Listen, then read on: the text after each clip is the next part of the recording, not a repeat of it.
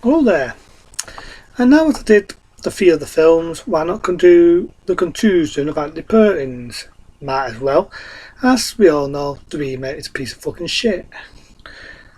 That being Anthony Perkins' last appearance as Norman Bates. That being Psycho 4. To me, this would have been a rant. It would have been a rant.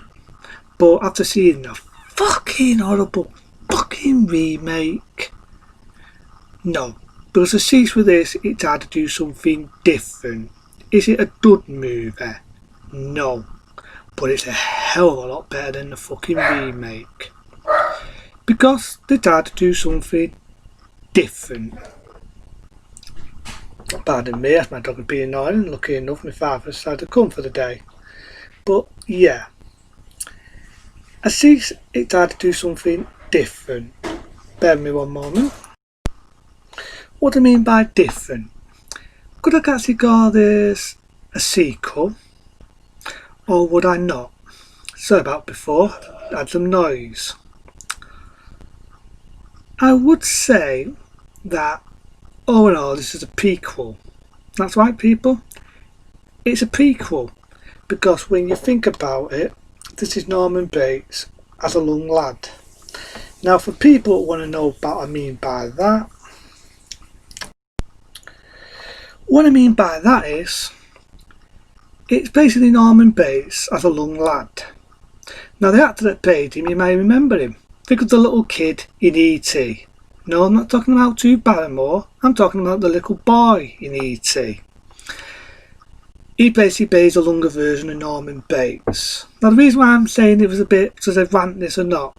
Remember the third cycle where he gets arrested and you get the idea he's now going to do life. This one, what the fuck happened?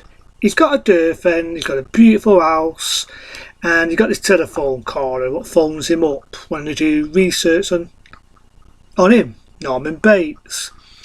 And basically, he's just telling the fucking story of what set him off. And to me, it's like, if I want to see that, I'll just watch the original fucking Psycho. That tells you in a few seconds. But it's more of a prequel, because then after that, you've got memory lane of him as a young lad with the kid out of E.T. You know, he's a little bit older. And some of it to me was just basically just matte painting, meaning it's matte some shit to go along with Rise of Psycho. There's a scene in it where he's going to shag a girl, gets horny, gets a knife, stabs the girl. The scene in it where the mum. To me, I always thought, the mum, see I was fucked up there, the mum was an old woman. She always sounded like an old woman when Anthony Perkins did it. But the mother seems long. He's like in his about the same age as what he was when the original Psycho come out, which I thought was quite funny. And you got a father in it, well, stepfather I should say, he's a bit of a bully boy. The first father got killed by Breeze, and the other father, who wears boxing duffs, keeps hitting Norman. And again, he gets killed. I can't remember now, yeah, I think it was Bees. Bees stung him, and he died. And it's basically just how Norman Bates got to be Norman Bates. To me, it was just pace for pace. Let's just do some running time. We'll pull shit out of our asses. He gets horny, kills a girl, kills 3 people on the way. Compared to Psycho 2 with a knife in the mouth, remember that scene? Nowhere near this gruesome. Compared to the scene in Psycho 3, had a few good gruesome deaths. Not as gruesome, but I'll give it its due. It had to do something different. Now, in all fairness, I felt it would have been better that it would have been some guy writing a book on psychopaths, goes to visit Norman Bates in the mental asylum or in prison or whatever, and basically wants to do a biography of Norman Bates, of what made him tick. That would have been a better fucking story than some woman reporter on a radio show interviewing Norman fucking Bates. But, you know, it is what it is. And in all fairness, Anthony Perkins still delivered a good role in the bits what he did. He still delivered a good fucking role. And to me, it ended pretty good. It ended on a good note, because he goes to the motel, and you could say that Norman Bates fights his demons. He fights the things what set him off. Do I take Psycho 4 to be too serious? Not at this point. This point to me, you could tell the sequels were going OTT. And that's like with most sequels. Let's look at Nightmare on Elm Street. First one, bitty dud.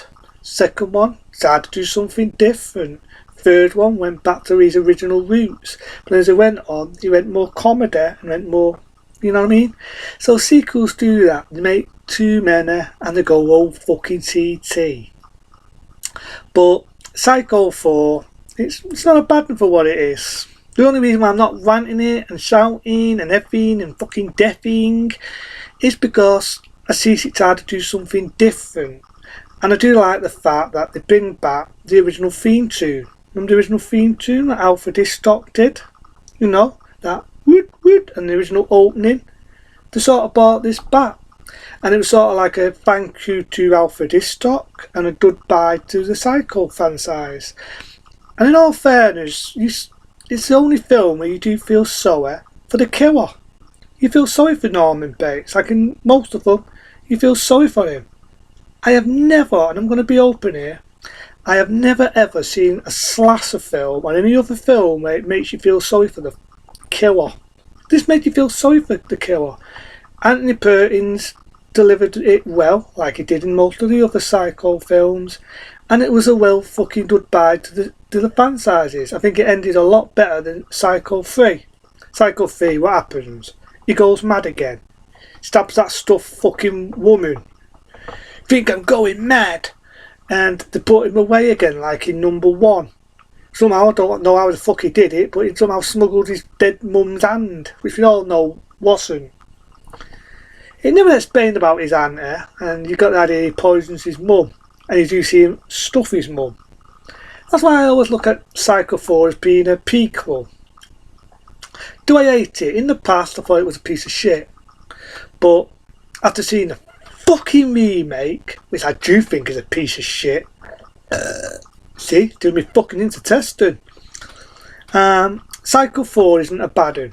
It's not a bad one, because technically you could say that it was the way that it ended the franchise, and is it beautiful, and it's kind of sad in one way. These come out what, early 90s, and this was not that long after Anthony Perkins said his bye-byes and he sadly passed away.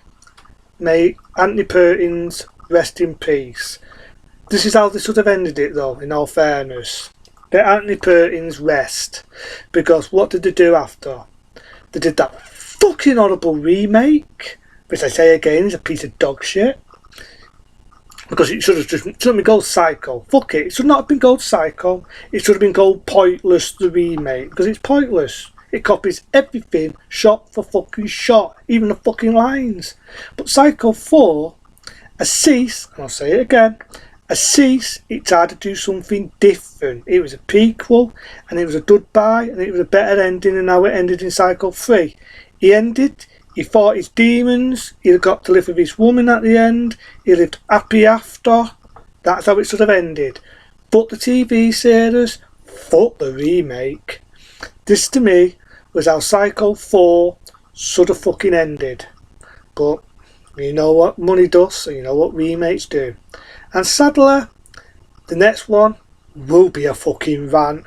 That's Psycho, the remake, as I like to call Pointless the Remake. Until then, see you later. Can't wait.